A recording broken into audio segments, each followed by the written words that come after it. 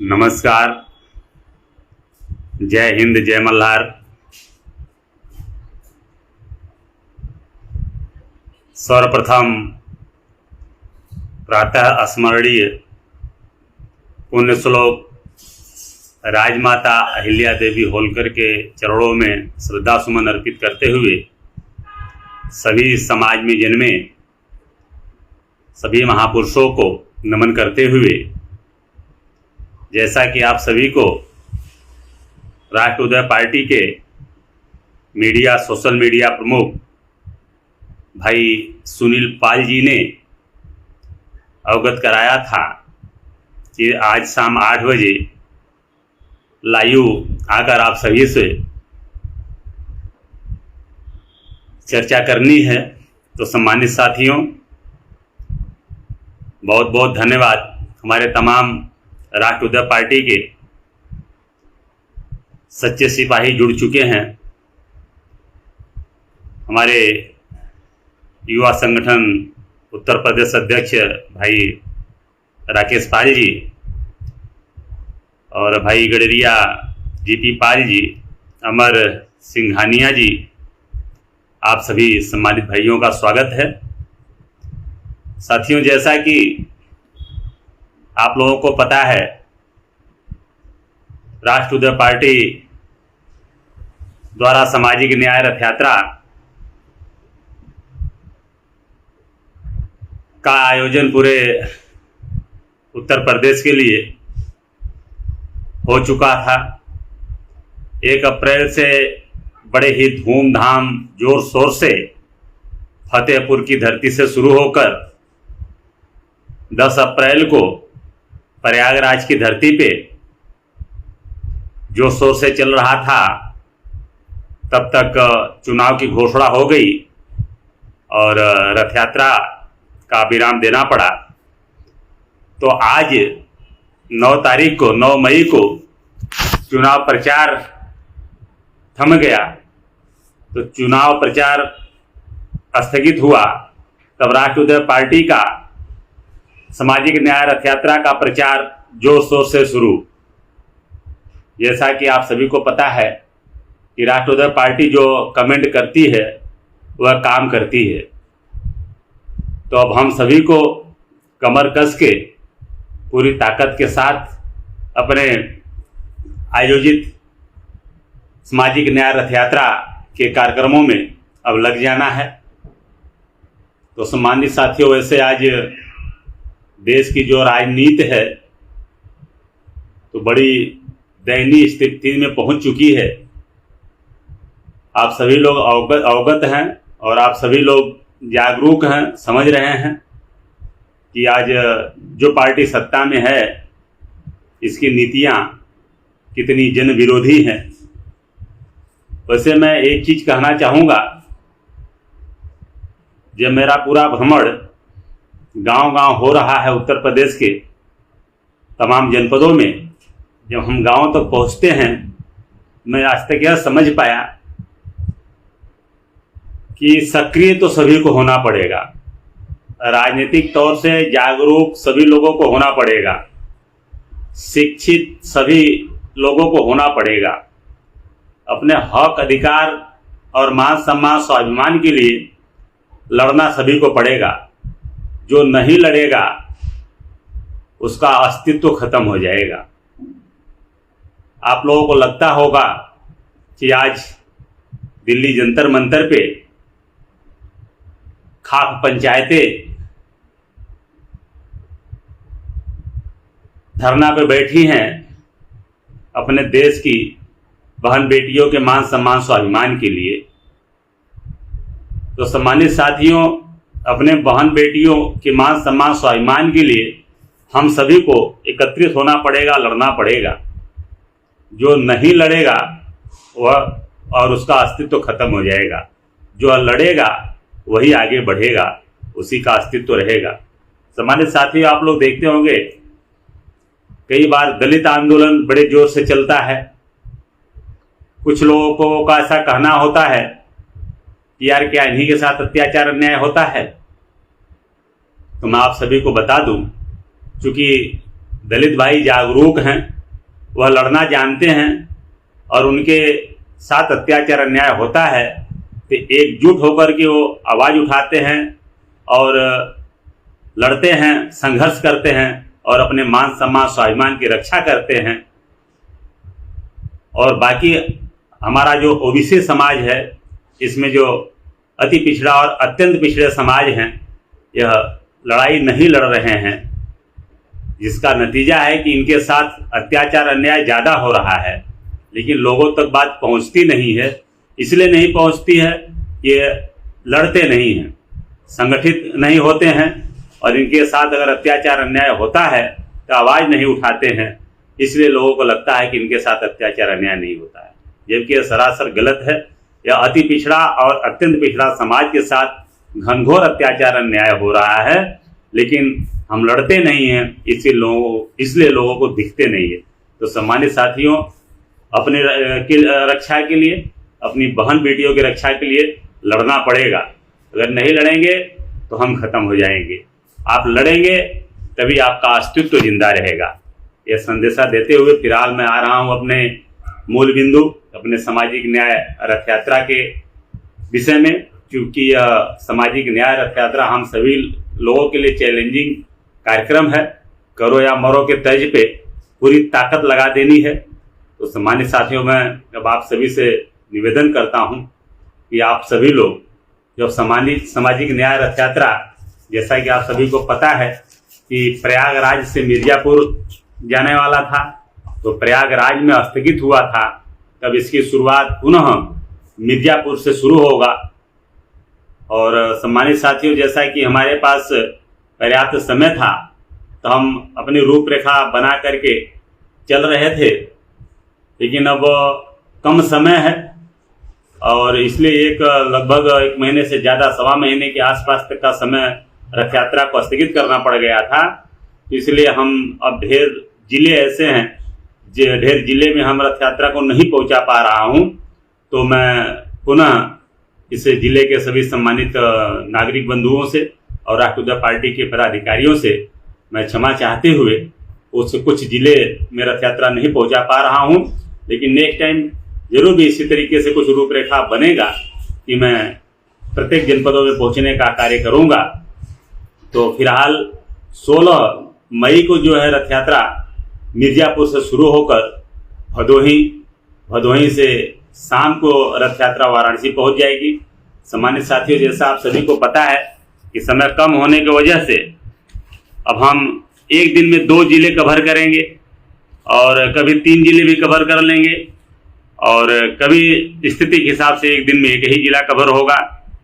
तो जैसा कि 16 तारीख को हम 2 जिले कवर कर रहे हैं, मिर्जापुर से शुरू करके सुबह में मिर्जापुर जिला मुख्यालय पे 10 बजे पहुंच करके ज्ञापन और कार्यक्रम होगा और लगभग 12:30 बजे के आसपास मिर्जापुर से प्रस्थान करके रथ यात्रा भदोही ज्ञानपुर पहुंचेगी। ज्ञानपुर जिला मुख्यालय पे ज्ञापन का कार्यक्रम होगा। उसके बाद हमारे ज्ञानपुर जिला अध्यक्ष, भदोही जिला अध्यक्ष एडवोकेट कृष्ण देवपाल जी ने जनसभा की व्यवस्था किए हैं। जनसभा होगा, उसके बाद भदोही मार्ग से निकल करके रथ यात्रा वाराणसी आ जाएगा। वाराणसी रामेश्वर में नाइट स्टे होगा। फिर 17 मार्च को वाराणसी जिला मुख्यालय के पास शास्त्री घाट पे जनसभा और ज्ञापन दिया जाएगा। फिर रथ यात्रा वाराणसी से जौनपुर के लिए निकलेगा। जौनपुर किराकत होते हुए, जलालपुर होते हुए मड़ियाहों में शाम को 17 तारीख को मड़ियाहों में नाइट स्टे होगा। उसके बाद 18 तारीख को मड़ियाहों से रथ यात्रा निकल करके 18 तारीख को जिला मुख्यालय जौनपुर में पहुंचेगा और वहां पे जनसभा और ज्ञापन का कार्यक्रम होगा। और सभी कार्यक्रमों में हम सभी सम्मानित भाइयों से कहना चाहूँगा, राष्ट्रीय पार्टी के नेताओं, कार्यकर्ताओं, शुभचिंतकों से कहना चाहूँगा कि आप लोग अपनी पूरी ताकत लगा दीजिए और भी जो अति पिछड़े, सर्वाधिक पिछड़े समाज की जो संगठन है, पार्टी है, इनको जोड़ करके साथ में लेकर के आइए और उनको भी मान सम्मान दीजिए। ये उनकी भी लड़ाई है और सर्व समाज के लोगों को आप जोड़ने का काम करें। फिर साथियों, जौनपुर से जो है रथ यात्रा 18 को निकल करके और बदलापुर होते हुए, लंबुआ होते हुए सुल्तानपुर पहुंचेगा। सुल्तानपुर में भी कार्यक्रम और ज्ञापन का कार्यक्रम होकर सुल्तानपुर में ही कहीं नाइट स्टे होगा। फिर 19 तारीख को रथ यात्रा अमेठी में कार्यक्रम होगा, ज्ञापन दिया जाएगा। फिर अमेठी से निकल करके प्रतापगढ़ पहुंचेगी रथ यात्रा और रथ यात्रा का जो है 19 तारीख को प्रतापगढ़ में नाइट स्टे होगा और 20 तारीख को सुबह में ज्ञापन, प्रतापगढ़ में ज्ञापन दिया जाएगा। ज्ञापन के बाद फिर प्रतापगढ़ से रथ यात्रा निकल करके 20 तारीख को शाम को प्रयागराज पहुंचेगा। प्रयागराज में नाइट स्टे के बाद 21 तारीख को जो है प्रयागराज से चलकर कौशाम्बी में जिला मुख्यालय पे ज्ञापन और विभिन्न क्षेत्रों से भ्रमण करते हुए जो है कौशाम्बी में नाइट स्टे होगा।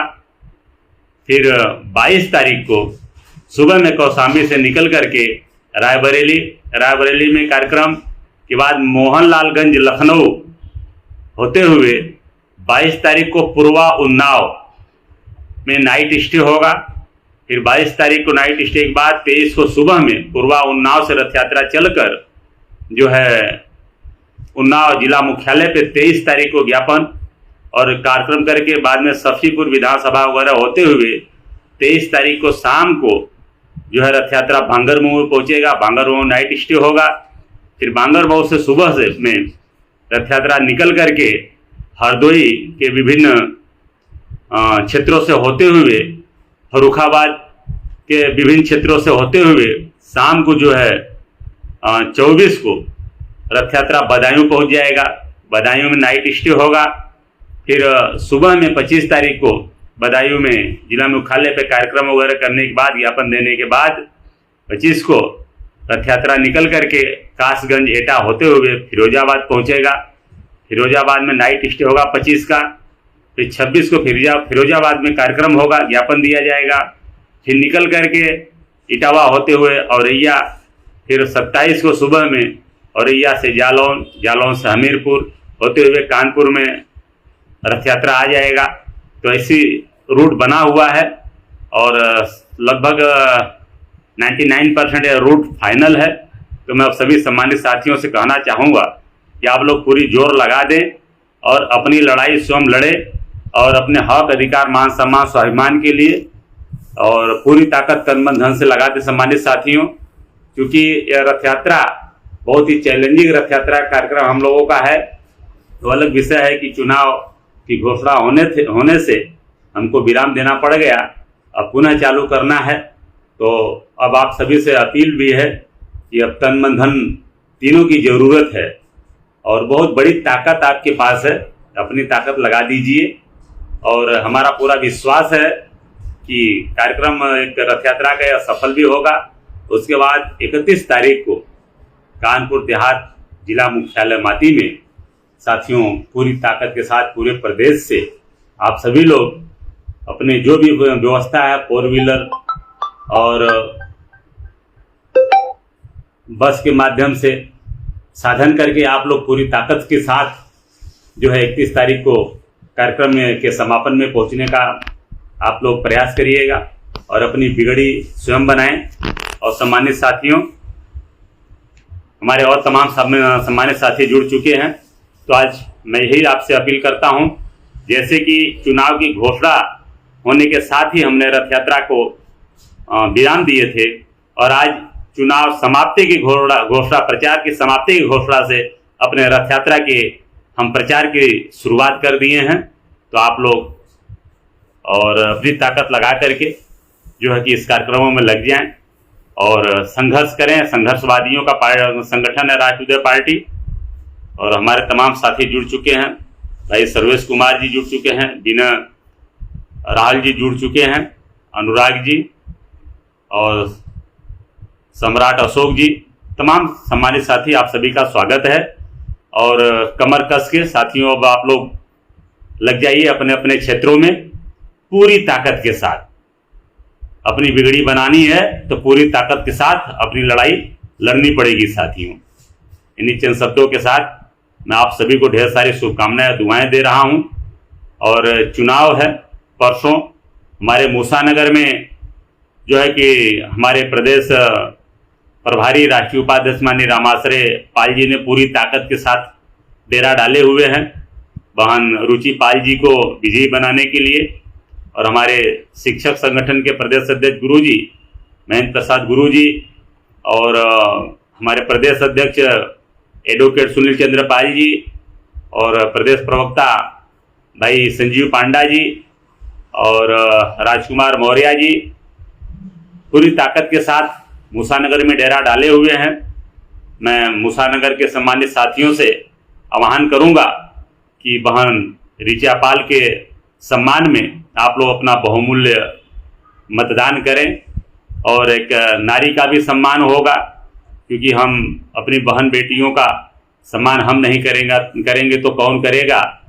और वैसे भी आज राजतंत्र और लोकतंत्र में बहुत ज़्यादा अंतर नहीं आया है, क्योंकि कहीं न कहीं आम जनता हम आपकी ही जिम्मेदारी है। हम प्रभावित होकर के बड़े बाहुबलियों को और धनवान लोगों को अपना बहुमूल्य वोट देते हैं तो उनसे सेवा की उम्मीद करते हैं, तो सेवा कैसे करेंगे। अगर आपको सेवा चाहिए, क्षेत्र का विकास चाहिए, तो आपको आम नागरिक को, जो काम करने वाले हों, विकासशील हों, विकासवान हों, ऐसे लोगों को आप अपना बहुमूल्य वोट दे करके लोकतंत्र में जिम्मेदारी देंगे, तब लोकतंत्र सुरक्षित रहेगा। आज ऐसे ऐसे बाहुबली हैं कि पूरे पैनल सरकार चलाते हैं, तो अपराध तो बढ़ेगा, अपराध तो करेंगे ही करेंगे। इसलिए लोकतंत्र में लोक की सरकार हो, लोक जनता की सरकार हो, जनता का शासन हो, जनता का पावर हो, इसलिए आप सभी लोगों को, पावरफुल व्यक्तियों को, जो धन बल हो, बाहुबल हो, ऐसे लोगों को सत्ता से दूर रखना पड़ेगा, तब जाकर के मान सम्मान स्वाभिमान बचेगा। देख रहे हैं आप इतना बड़ा बाहुबल जो चल रहा, हमारी बहन बेटियां दिल्ली जंतर मंतर पे बैठी हैं, इनकी आवाज़ कोई सुन नहीं रहा है, तो कितनी बड़ी विडंबना है। और व्यक्ति कितना बड़ा पावरफुल होगा आप इससे कल्पना कर सकते हैं। तो ऐसे व्यक्तियों को पावरफुल बनाने वाला भी हम आम जनता हैं, आम लोग हैं। इसलिए हम आम जनता, आम लोगों को सोचना पड़ेगा कि किसी भी व्यक्ति, किसी भी परिवार को इतना भी पावरफुल न बना दो कि वो आतताई हो जाए, अपराधी हो जाए। तो इन्हीं चंद शब्दों के साथ मैं पुनः हमारे सभी जो पदाधिकारी, राष्ट्रीय पार्टी के प्रमुख नेता कानपुर में डेरा डाले हुए हैं, आप सभी का मैं आभार प्रकट करता हूं। और हमें आप सभी पे गर्व है कि आप सभी लोग अपना तन मन धन लगा करके वहाँ रुचि पाल जी के सम्मान में आप सभी लोग मैदान में हैं, तो आप सभी का मैं आभार प्रकट करता हूं।